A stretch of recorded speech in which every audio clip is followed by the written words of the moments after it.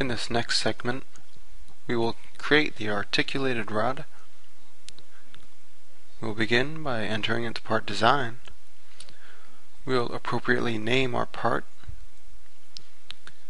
and we'll just check to make sure that we're in the correct units, which are millimeters. We'll enter into the sketcher, and we'll begin by creating two circles with the appropriate diameters.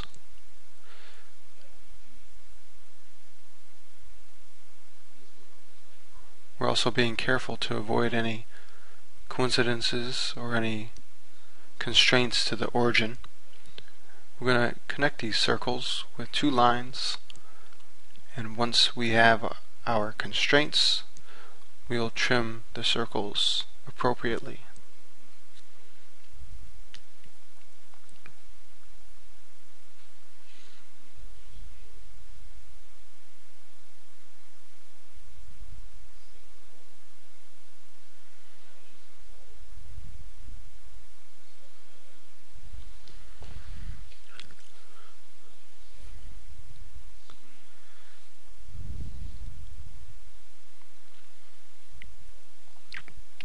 The basic shape for the articulator rod can be seen taking shape right now.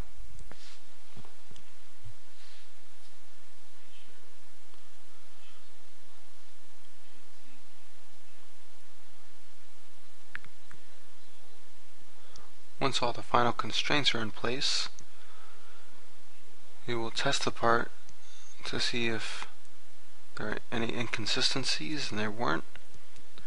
We'll pad the part out, and then we'll enter into Sketcher right on the surface of the part to create the circle.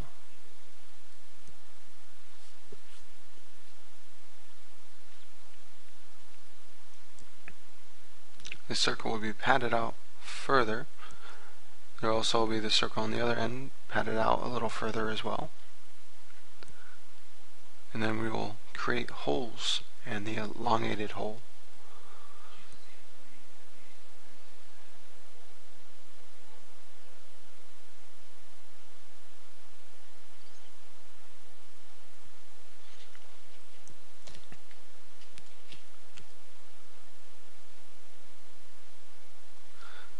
When creating holes, it's always good to click on the edge of that circular shape and then on the surface, so that the hole is instantaneously constrained and concentric to that circular shape.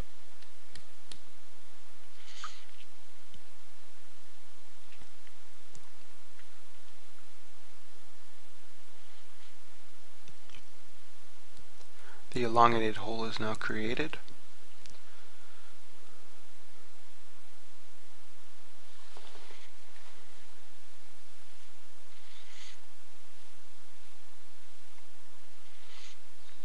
Symmetry is used to keep the elongated hole in the center of the shape.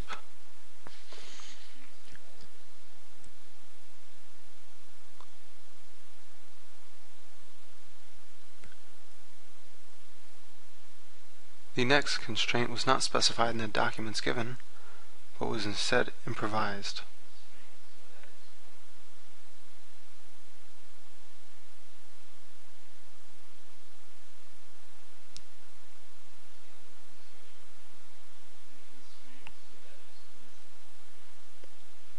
Exiting out of the sketcher, we make sure to pocket this shape, not all the way, but to a certain dimension.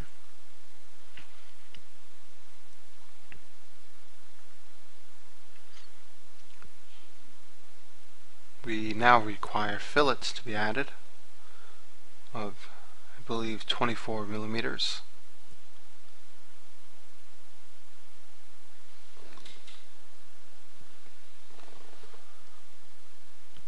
And now we can mirror this part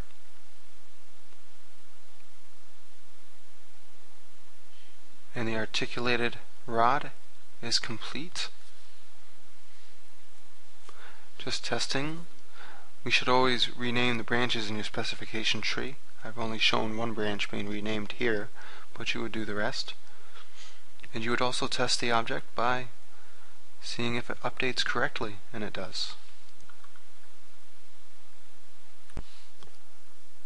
The piston pin plug is the next piece to be created, and it's a very simple piece. Going into part design and naming the part correctly, we'll enter into the sketcher and we'll create the L shape that we will shaft. Here we're careful not to constrain to the origin.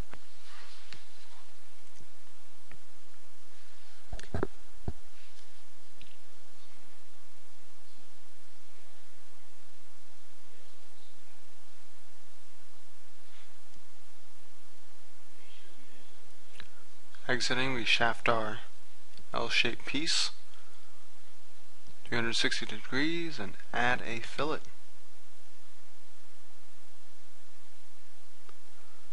And our piece is done. The master rod bearing is the next piece to be created. Entering into part design, naming the part, we'll go into Sketcher, where we'll create a circle of the correct diameter. We'll pad it out, and then we'll create a hole in it by making sure to click on the edge of the shape and then on the surface. In doing so, we'll automatically constrain that hole so that it's concentric with the shape. And that's the master rod bearing. The next piece to be created is the link pin, and it is the simplest piece. We'll name the piece in part design. We'll go into Sketcher. We'll create a general L shape that we will shaft after constraining it correctly. Once we shaft it, we will be done with the link pin.